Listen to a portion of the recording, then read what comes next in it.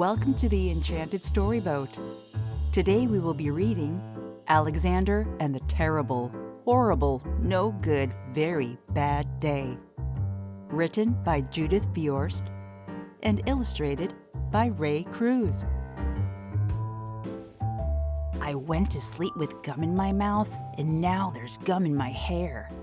And when I got out of bed this morning, I tripped on the skateboard, and by mistake, I dropped my sweater in the sink while the water was running. And I could tell it was going to be a terrible, horrible, no good, very bad day. At breakfast, Anthony found a Corvette Stingray car kit in his breakfast cereal box. And Nick found a junior undercover agent code ring in his breakfast cereal box. But in my breakfast cereal box, all I found was breakfast cereal. I think I'll move to Australia. In the carpool, Mrs. Gibson let Becky have a seat by the window. Audrey and Elliot got seats by the window too. I said I was being scrunched. I said I was being smushed. I said if I don't get a seat by the window, I am going to be carsick. No one even answered. I could tell it was going to be a terrible, horrible, no good, very bad day. At school, Mrs. Dickens liked Paul's picture of the sailboat better than my picture of the invisible castle. At singing time, she said I sang too loud. At counting time, she said I left out 16. Who needs 16? I could tell it was going to be a terrible, horrible, no good, very bad day. I could tell because Paul said I wasn't his best friend anymore. He said that Philip Parker was his best friend, and that Albert Moyo was his next best friend, and that I was only his third best friend. I hope you sit on a tack, I said to Paul.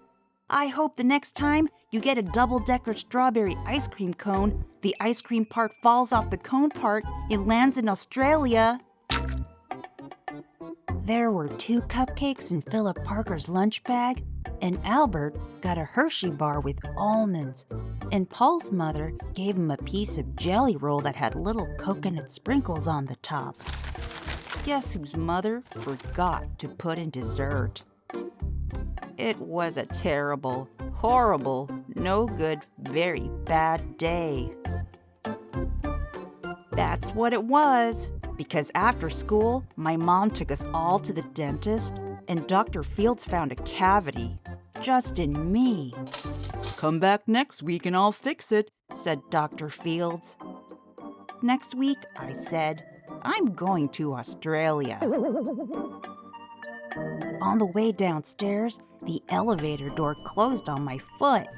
And while we were waiting for my mom to go get the car, Anthony made me fall where it was muddy. And then when I started crying because of the mud, Nick said I was a crybaby. And while I was punching Nick for saying crybaby, my mom came back with the car and scolded me for being muddy and fighting. I am having a terrible, horrible, no good, very bad day, I told everybody. No one even answered. So then we went to the shoe store to buy some sneakers. Anthony chose white ones with blue stripes. Nick chose red ones with white stripes. I chose blue ones with red stripes, but then the shoe man said, "We're all sold out." They made me buy plain old white ones. But they can't make me wear them. When we picked up my dad at his office, he said I couldn't play with his copying machine, but I forgot. He also said to watch out for the books on his desk, and I was careful as could be, except for my elbow. He also said don't fool around with his phone, but I think I called Australia. My dad said, please don't pick him up anymore.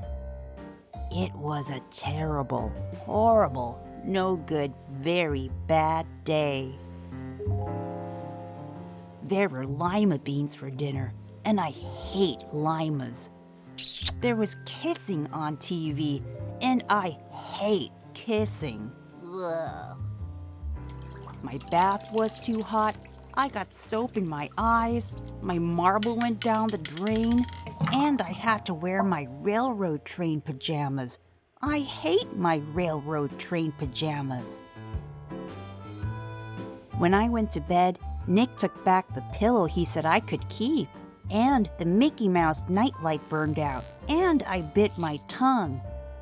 The cat wants to sleep with Anthony, not with me. It has been a terrible, horrible, no good, very bad day. My mom says some days are like that, even in Australia. The end. Thanks for reading with me today. Until next time, be well, stay positive, and bon voyage!